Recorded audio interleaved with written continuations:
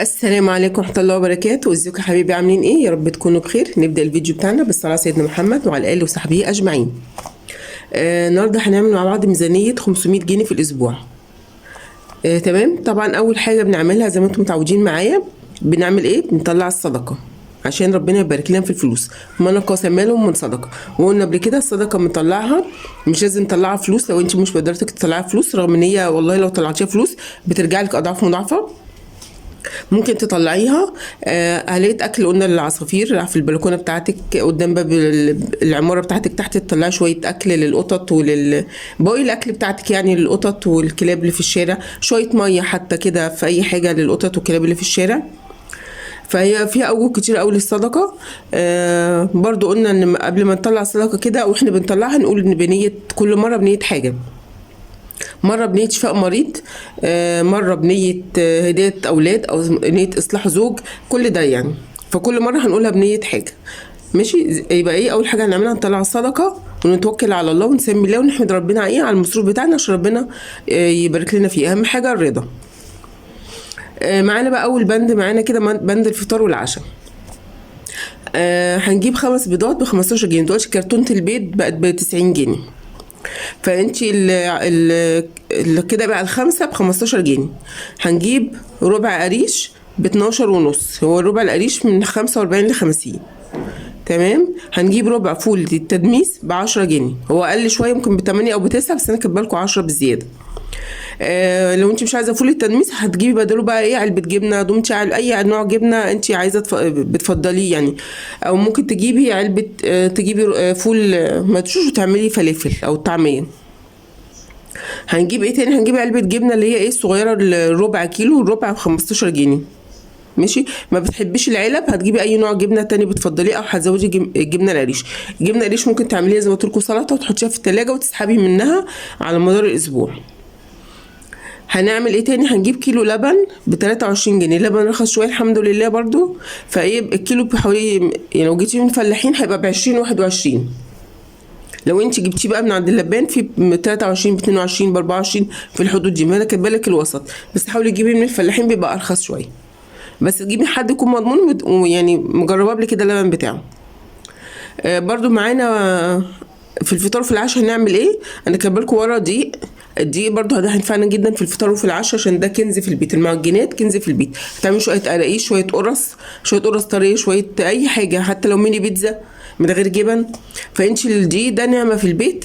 حاولي بقى ايه تدخليه في الفطار وفي العشاء كده في شويه معجنات، هينفعوك كتير قوي. اي فطاير صغيره اي حاجه من دي هتنفعك في الفطار وفي العشاء.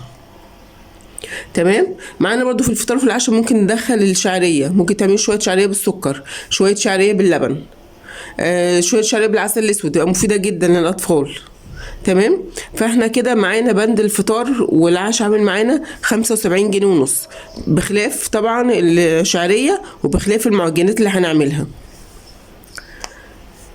معانا بقى ايه تاني بند؟ طبعا انا ال 75 دول العبي فيهم براحتك بقى. انت ما بتحبيش حاجه هتشيليها وتحطي بدلها الحاجه اللي انت ايه بتحبيها. ممكن تشيلي علبه الجبنه دي وتزودي بدلها بال 15 جنيه بيت، يبقى انت جايبه كده ايه 10 بيضات.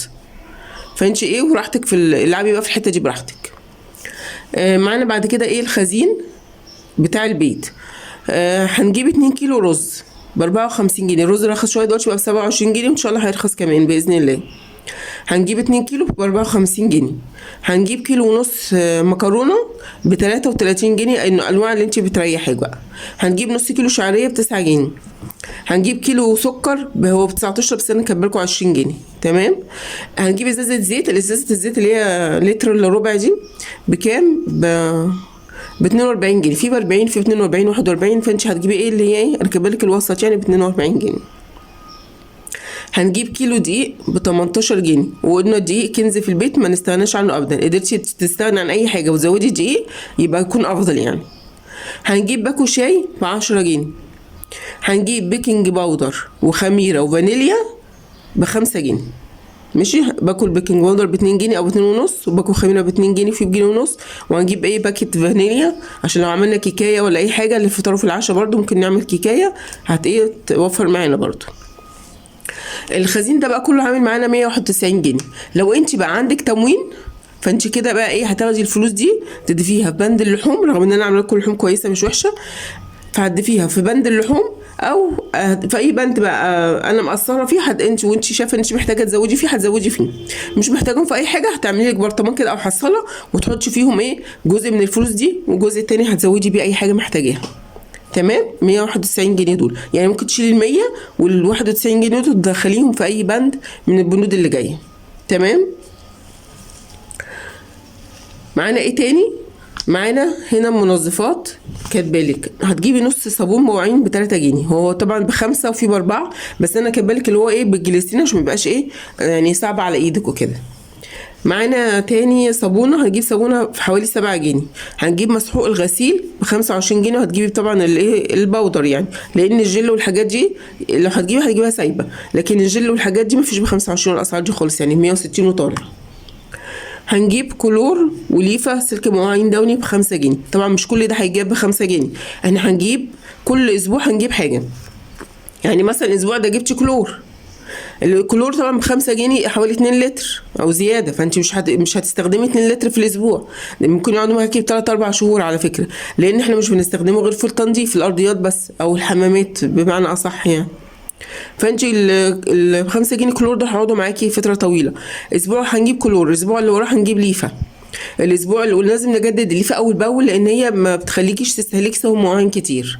كل يوم قبل ما تنامي بعد ما تخلصي مواعين العشاء هتاخدي الليفه دي تحطي عليها شويه ميه سخنه وتحطي عليها معلقتين خل، مش هتنزل كل الدهون واللي فيها وتشتغل معاكي ايه احسن، تنزلي الدهون بقى والحاجات كل اللي فيها دي. هنجيب ايه تاني؟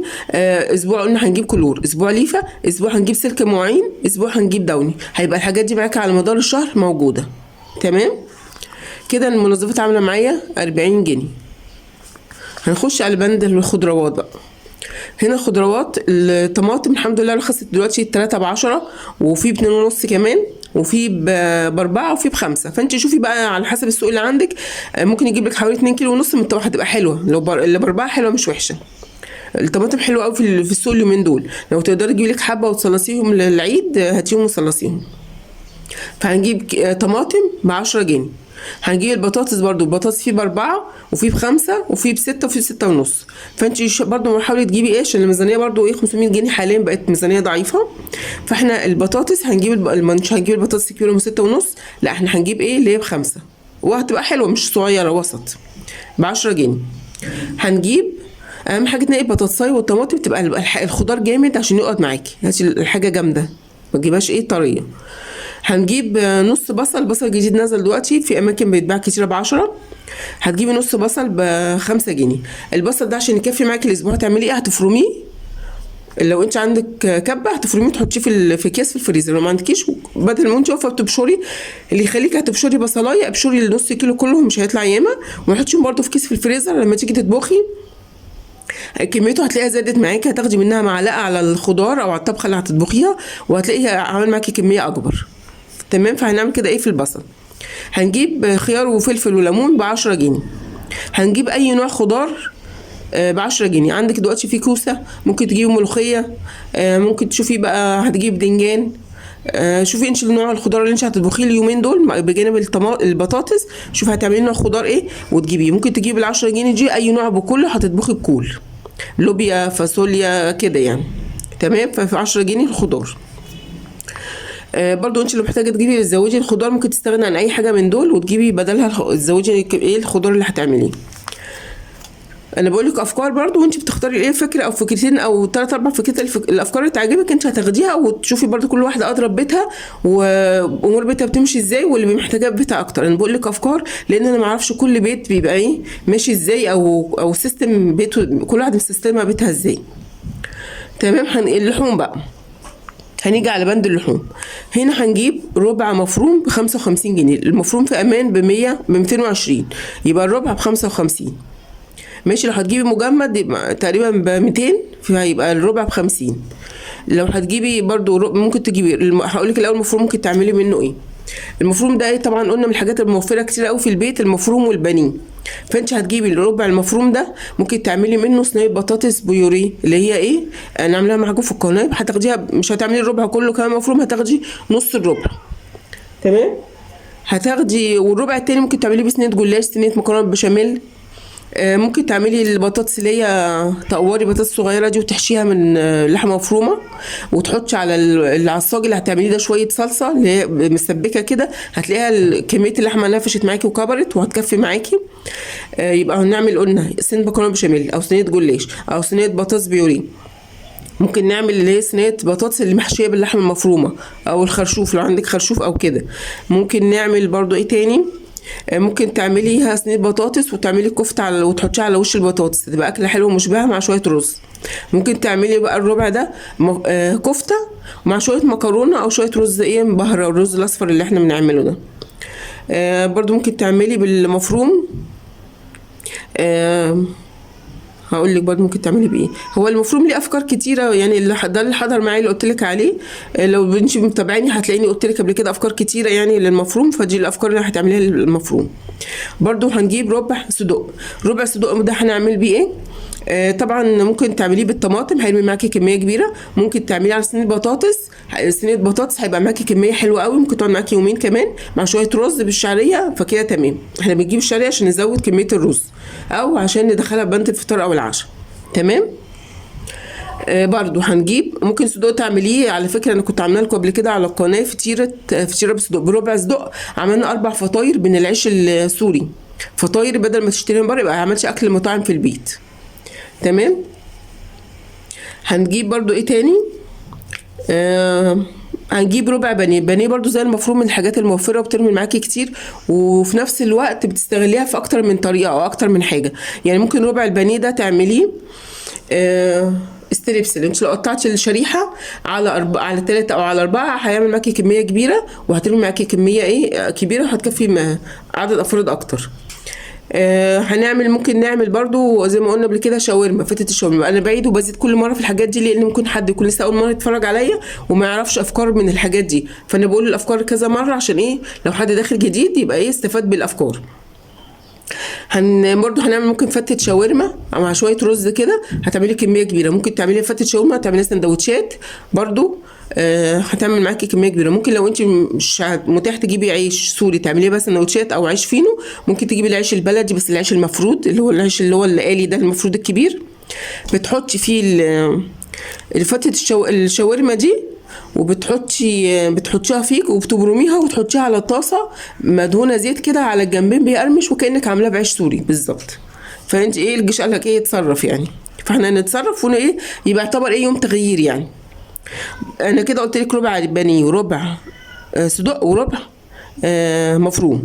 تمام. احنا ممكن بقى ايه برضو نبدل يعني، الاسبوع ده هنعمل كده، الاسبوع اللي وراه بدل ما نجيب المفروم او الصدوق هنجيب بداله سمك. هتجيب سمك بحر. سمك البحر الكيلو مثلا ب70 او ب80. انت لو جبتي نص كيلو ب40 جنيه. النص هو السمك البحر بيبقى صغير شويه وخفيف فبيرمي كميه كبيره غير البولتي او البوري. فانت ممكن اسبوع هتجيبي الحاجات دي، واسبوع هتجيبي مثلا ايه بدل الصدوق مثلا هتجيبي ايه نص سمك، وهتفضل معاكي كمان فلوس. تمام. اسبوع تاني هتجيبي مثلا هتشيلي البانيه وتشيلي الصدوق وتجيبي مكانهم فرخه. تمام. هتجيب فرخه حلوه. الفرخه دلوقتي الكيلو حاجه و60 68 66 في الحدود دي. فانت لو جبتي لك فرخه حلوه هيبقى بثمن الاثنين دول. هتجيبي لك فرخه حلوه وتعملي برضو عليها اكله حلوه، وتجيبي مثلا ايه ملوخيه. ممكن تشيلي مثلا الاثنين دول وتجيبي صدق والمفروم تجيبي نص لحمه وتطبخ عليها طبخه اكله يومين. فانا بقول لك افكار برضو ايه، وانت ايه يعني العبي في الحته دي برضو براحتك. انا عامله لك اللحوم 147 جنيه ونص. تمام. هنا قلنا بند الفطار عامل 75، وبند الخزين بتاع البيت اللي قلنا لو انت عندك تومين هتوفري في البند ده كتير قوي وتشيلي الفلوس او تدخليها في اي بند تاني. هنجيب بند المنظفات عامل 40 جنيه، الخضار عامل 45 جنيه، اللحوم عامل 147 جنيه ونص. يبقى كده كل الحساب بتاعنا عامل 499 جنيه من ال 500 جنيه بتوعنا. هيتفضل معانا جنيه لو انت محتاجتوش. يعني تجيبي مثلا كيس ملح، ما احنا كتبناش الملح المره دي للاسف.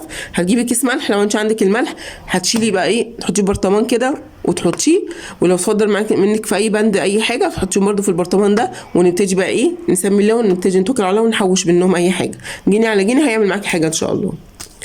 ما تنسوش بقى يا جماعه الاشتراك في القناه ولايك وتعليق حلو، ولو حد ليه اي ميزانيه محتاجها يكتب لي في التعليقات واعملها له ان شاء الله. ومتنسوش بقى دعوة حلوة كده منكم، ويا ريت تكتبوا لي كومنت كده بذكر من اذكار الله. ويا رب النهارده الميزانية تكون عجبتكم، واشوفكم ان شاء الله في فيديو جديد.